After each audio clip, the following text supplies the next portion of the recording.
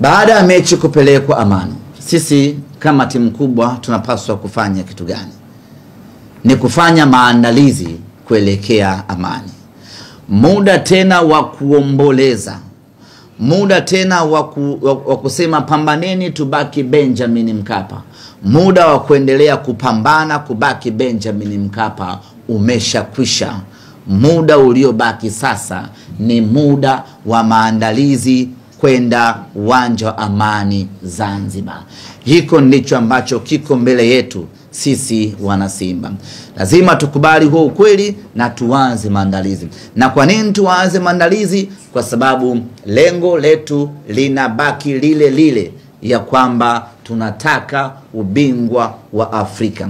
Hakuna mtu atatuelewa tukikosa ubingwa wa Afrika kwa sababu eti tumecheza uwanja wa Amani na sio uwanja wa Benjamin Mkapa. Hakuna mtu atatuelewa.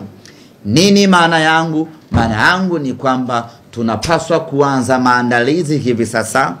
Tunapaswa kuanza mapambano hivi sasa.